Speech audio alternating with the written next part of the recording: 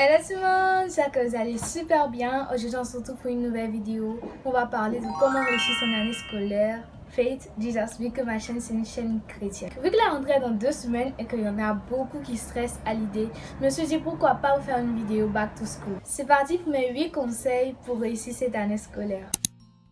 Ne stressez pas, priez pour tout confier à Dieu parce que vraiment c'est vrai que tu peux te dire que tu vas te retrouver dans une nouvelle classe, des nouveaux profs, peut-être avec des personnes que tu connais pas, si c'est maintenant que je dois commencer le lycée ou le collège. Mais franchement, je pense que c'est pas si effrayant que ça. Moi en tout cas, je suis très réservée, mais ça n'a pas été compliqué de me faire des amis vu qu'au début, dis-toi que tout le monde a envie de se faire des amis en fait. Tout le monde stresse, même si on ne le montre pas tous, tout le monde stresse.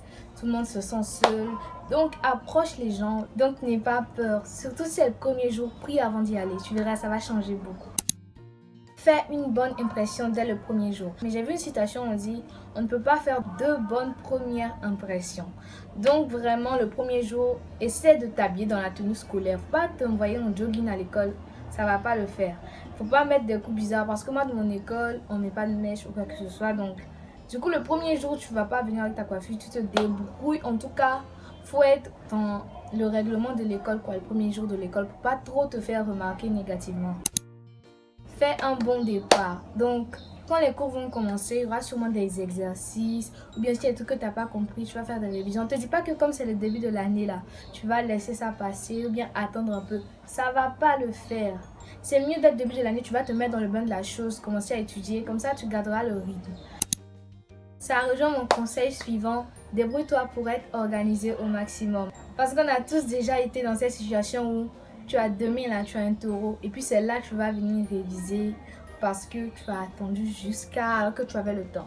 Et puis arrêtez de procrastiner, moi je fais ça tout le temps. Souvent on a le temps, on peut réviser ça, ou bien on peut faire ça. Mais on préfère aller se promener ou bien scroller sur Instagram jusqu'à... Et puis après tu te rappelles que demain tu as devoir, c'est là que tu vas venir réviser. Débrouillez-vous pour réviser à l'avance au maximum. Quand on donne l'exercice là, faites en même temps.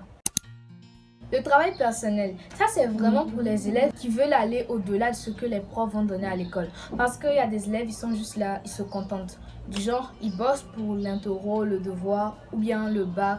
Ou bien je sais pas si tu passes le BPC, mais tu as une classe, bref, tu bosses juste pour l'examen qui va venir et puis après, tu as oublié. Ne soyez pas ce genre d'élève là. Soyez plutôt des élèves qui cherchent plus. Si le prof a donné ça là, que toi, genre, tu veux pas te contenter de ça, fais plus de recherches. Quand on va faire les contrôles là, et puis que toi, tu vas pas donner que les réponses que le prof a donné en classe là. Ça va se sentir, on va savoir que toi, tu es un élève là, tu n'as pas juste copié ce que le prof a dit, tu as fait des recherches.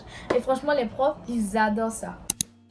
Fais confiance aux profs. Ils sont pas là pour te faire peur ou quoi que ce soit. Il y en a, ils disent, ah les profs ils sont méchants, ils sont comme ci, ils sont comme ça. Être prof, moi je pense que c'est le meilleur métier du monde. Parce que quelqu'un va prendre de son temps pour venir s'arrêter devant toi.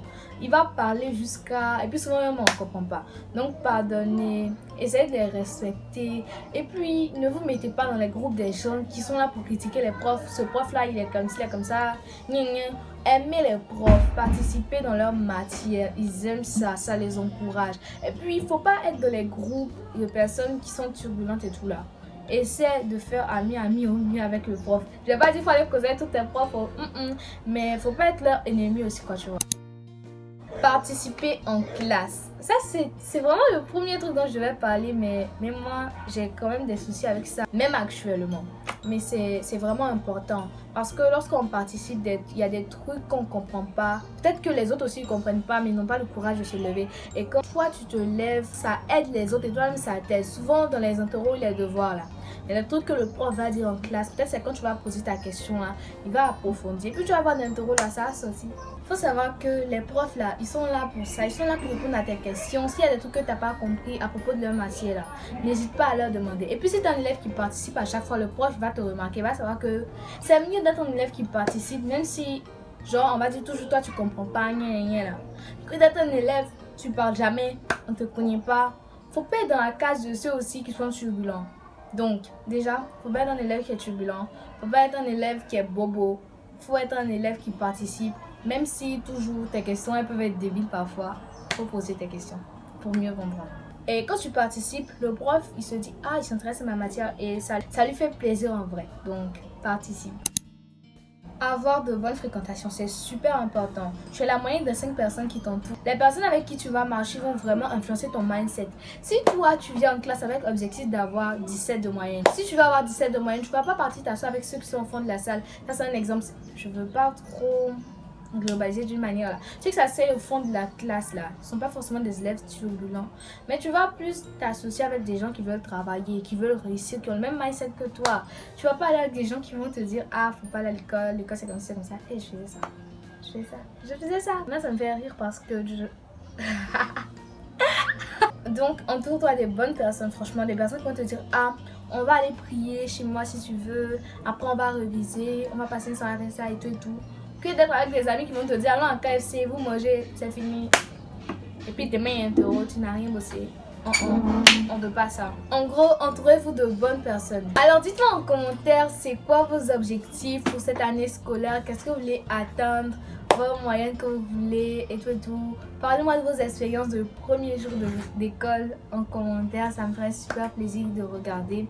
Et c'est vrai que je ne le dis pas assez souvent. Merci de vous abonner de plus en plus à ma chaîne YouTube. On est déjà 262. Ça me fait super plaisir. N'hésite pas à partager la vidéo avec tes amis que tu penses que ça pourrait aider. Que Dieu te bénisse et j'espère que ta rentrée va super bien se passer. God bless you.